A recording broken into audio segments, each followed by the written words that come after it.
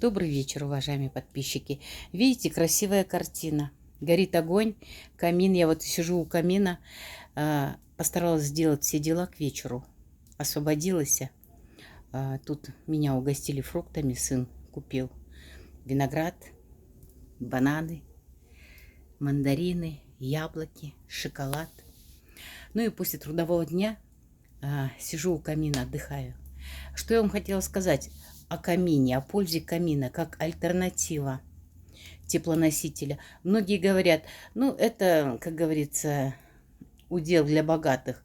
Это отнюдь не так. Знаете, альтернатива очень хорошая. Вот в этом нашем доме теплые полы.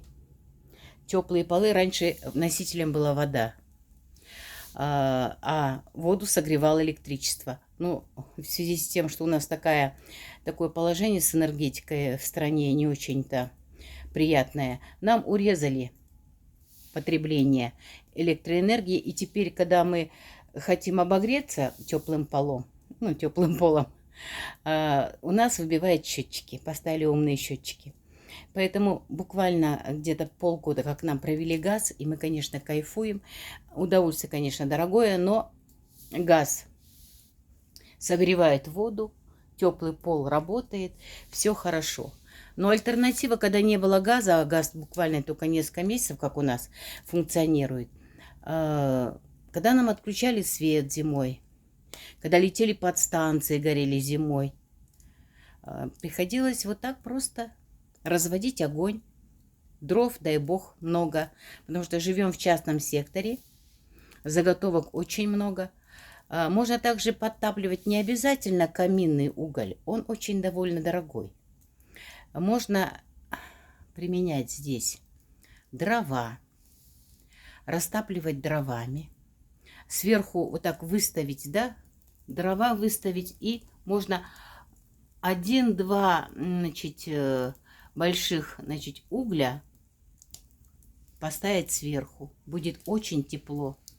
И вот в те времена, когда нам отключали электричество, и когда не было электричества 2-3 дня, альтернативы нету, электричества нету, обогреватели не работают, теплый пол не работает, света нету,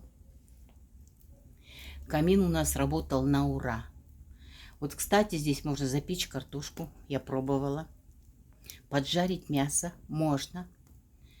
Запечь рыбу можно и в углях, и так, просто на сетке. Даже чайник можно поставить. Чайник поставить на угли. Это такая альтернатива. И надо мной очень многие смеялись, когда говорила, нужен камин. У нас был дом на Иссык-Куле. Я там тоже сделала камин. И в нашем селе, где я жила, все надо мной смеялись, как же так? Я говорю, ну вот свет отключат, приедешь зимой с холода, да, дом холодный, отопления нету. Забросил дровишек, сел у камина. И такой кайф, и тепло, и уютно, и хорошо. А потом не спеша, когда свет придет, можно и отопление подключить. Но это очень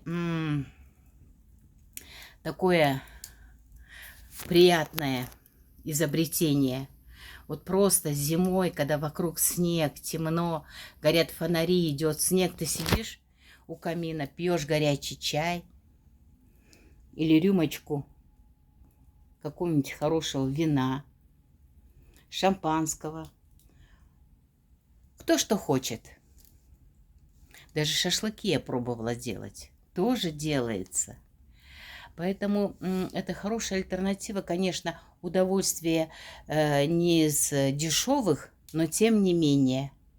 Это, как говорится, вот как дом построил, так и камин будет существовать. Семейный очаг.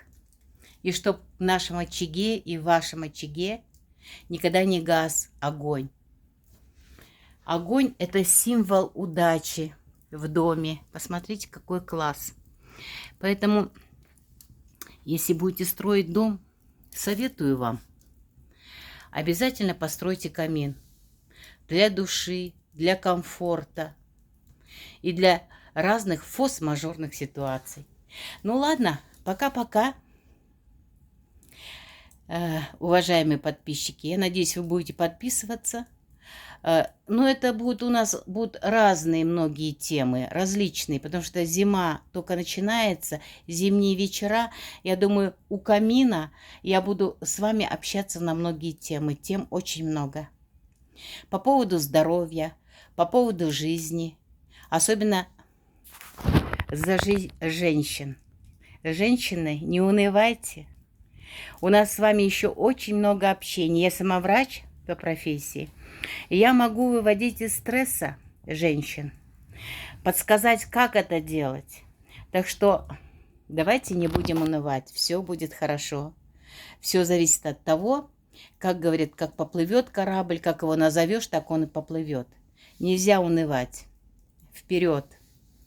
Ладно, пока. До свидания. Люблю вас.